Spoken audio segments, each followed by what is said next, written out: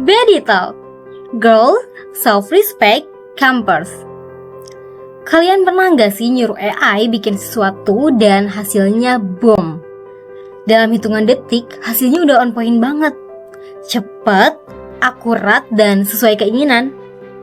Nah, kebayang gak kalau misalkan kecepatan dan kebebasan ini dipakai buat hal-hal yang enggak banget? Halo Keepers, selamat datang di Suara Kita One-on-One, tempat dimana suara perempuan didengarkan dan dirayakan. Aku Nurul Aisyah dan hari ini aku akan bahas sesuatu hal yang sangat amat menarik dan belakangan ini sempat ramai di media sosial. Keepers pasti pernah dengar kata AI, bahkan Keepers pasti udah pernah pakai AI, bener? Tapi kalau Grok AI, Keepers udah tahu belum? Jadi Grok AI ini adalah chatbot berbasis AI yang dikembangkan oleh xAI, perusahaan di bawah naungan Elon Musk dan terintegrasi langsung dengan platform X. Bedanya apa AI dengan ChatGemini atau ChatGPT? Pertama, Grok punya akses data real time dari cuitan-cuitan dari X. Jadi bisa update informasi super duper cepat.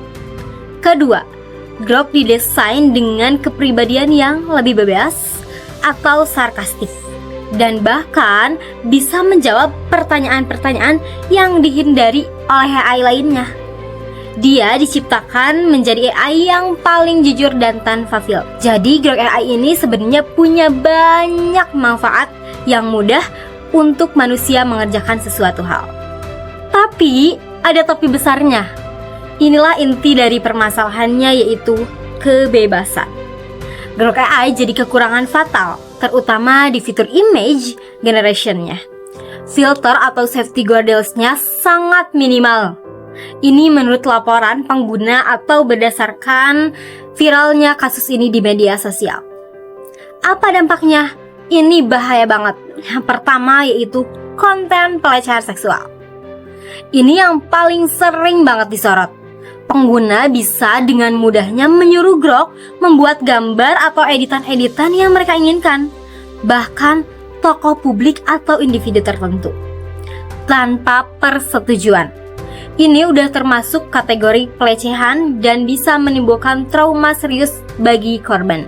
Sangat mengerikan kalau kita pikirkan betapa mudahnya sistem ini dimanipulasi. Hanya dengan mengetikkan beberapa patah kata saja, seorang bisa melakukan pembunuhan karakter dalam hitungan detik.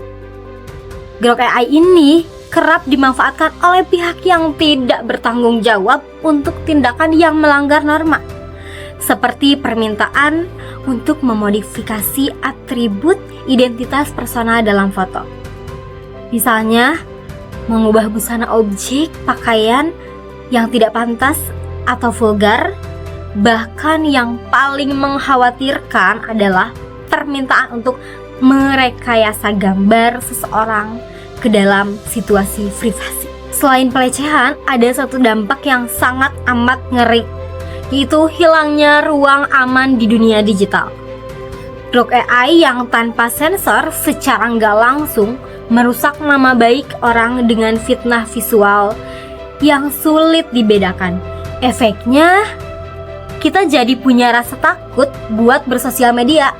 Kita jadi ragu buat posting apapun di media sosial, terutama foto kita pribadi, karena takutnya diedit oleh orang lain yang tidak bertanggung jawab dan diedit yang enggak. Padahal media sosial seharusnya bisa jadi lingkungan yang aman dan nyaman buat semua orang yang berekspresi, buat mereka membangun persona branding. Bukan malah jadi tempat yang penuh ancaman dan bikin paranoid. Gila bukan? Tapi tahu nggak, saking gilanya dampak negatif ini, pemerintah pun nggak tinggal diam dan mulai memperketat aturan penggunaannya. Pemerintah sudah mulai membatasi akses konten AI yang melanggar asusila karena Grok AI sempat rame di X yang kebablasan. Karena sudah banyak pengguna yang menyalahgunakan AI ini buat bikin konten yang negatif. Lalu, apa yang bisa kita lakukan? Yang pertama, gunakan AI secara bertanggung jawab. Kedua, Pahami bahwa setiap gambar melibatkan hak dan persetujuan orang lain. Dan ketiga, jadilah pengguna yang berempati. Teknologi akan terus berkembang. Pertanyaannya, apakah kita berkembang bersama nilai dan etika? Teknologi akan terus berkembang dengan kecepatan yang mungkin sulit kita kejar. Namun, efisiensi mesin tidak boleh menggantikan nurani manusia. Pertanyaannya sekarang bukan lagi seberapa canggih AI ini, melainkan apakah kita cukup dewasa untuk berkembang bersama nilai dan etika. Karena pada akhirnya, kecerdasan buatan hanya akan menjadi hebat jika berada di tangan manusia yang bijak. Nah, Keepers, itu saja pembahasan Grok AI kali ini. Dan ingat, teknologi semakin pintar, kita sebagai manusia juga harus sangat semakin bijak. Jangan biarkan jempol kalian bisa jadi alat pelecehan buat orang lain. Nah, makasih banyak udah nonton di episode kali ini. Saya Nurul Aisyah, dan ingat, tetap kritis dan tetap berempati. Sampai ketemu di episode Suara Kita 101 selanjutnya. See you, Keepers!